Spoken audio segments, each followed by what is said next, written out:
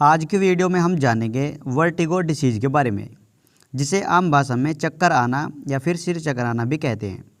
Vertigo क्या होता है, क्यों होता है, इसके कारण, लक्षण और ट्रीटमेंट सब कुछ बहुत ही अच्छे से बताने वाला हूं आज के इस वीडियो में। इसलिए इस वीडियो को आप बिना स्किप किए एंड तक ज़रूर देखें और चैनल को भी ज़रूर सब्सक्राइब कर लें ताकि इसी तरह की इन्फॉर्मेटिव वीडियो आपको सबसे पहले मिलती रहे। तो चलिए वीडियो स्टार्ट करते हैं। सबसे पहले तो हम यही जान लेते हैं वर्टिगो क्या होता है। तो देखिए, वर्टिगो कोई बीमारी नहीं है, बल्कि बीमारी जैसा ही एक लक्षण होता है। वर्टिगो नर्वस सिस्टम से रिलेटेड एक इम्पोर्टेंट लक्षण है। इस कंडीशन में पेशेंट को बैठने में या फिर लेटने में या खड़ा होने में सिर चकराना या फिर आसपास की चीज़ें चकराती हुई नज़र आती है। जब व्यक्ति खड़ा होता है तो उसकी आंखों के आगे अंधेरा सा छा जाता है।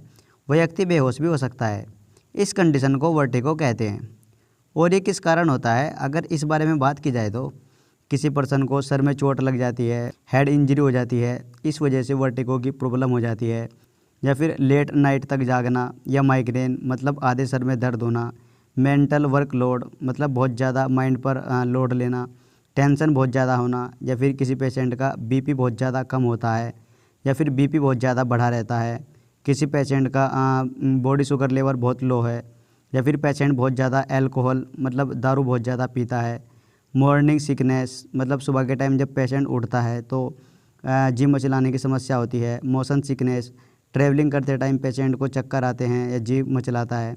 इस तरह के कुछ कारण होते हैं।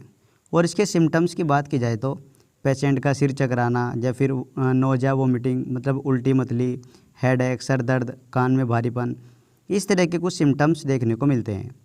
जब भी इस तरह की किसी को प्रॉब्लम होती है तो तुरंत डॉक्टर के पास जाना चाहिए। और डॉक्टर्स कुछ पर्टिकुलर दवाई देते हैं जिससे पेशेंट पूरी तरह से ठीक हो जाता है। वो दवाई क्या होती है, इसके बारे में चलिए जान लेते हैं। ट्रीटमेंट में आप स्टेमेटिल एमडी टैबलेट या फिर वर्टिन टैबलेट या स्टूगेरोन टैबलेट दी जाती है। इनमें से कोई एक टैबलेट दी जाती है। ये टैबलेट एसओएस के रूप में यानी ज़रूरत पड़ने पर दी जाती है। अगर इस टैबलेट से भी पेशेंट को आराम नहीं लगा है तो इसका मतलब पेशेंट को ये काफ़ी पुरानी प्रॉब्लम है।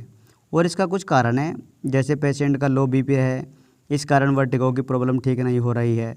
तो इसके साथ लो बीपी को ठीक करने के लिए ओआरएस इनर्जल या फिर आरएल इन्फ्यूजन भी लगाया जाता है।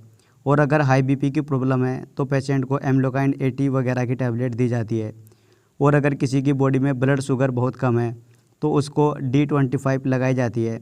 और अगर माइंड पर स्ट्रेस के कारण ये प्रॉब्लम हो रही है तो पेशेंट को एल्प्रेक्स या क्लोनाफिर टैबलेट डॉक्टर द्वारा दी जाती है। और अगर इनमें से पेशेंट को कोई भी प्रॉब्लम नहीं है, फिर भी पेशेंट को सर चकराने की प्रॉब्लम हो रही है, तो फिर पेशेंट को स्टेमेटिल का इंजेक्शन भी लगाया जाता है। और इस इंजेक्शन को आईएम लगाया जाता है। 1 ml का ये इंजेक्शन होता है जो स्टेट यानी ज़रूरत पड़ने पर लगाया जाता है।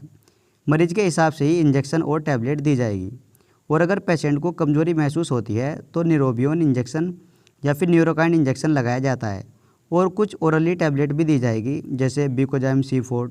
ये टैबलेट कंटिन्यू 20 या 30 दिन तक दी जाती है। अब समझने वाली बात यह है, मरीज की कंडीशन के हिसाब से ही टैबलेट और इंजेक्शन दिए जाते हैं।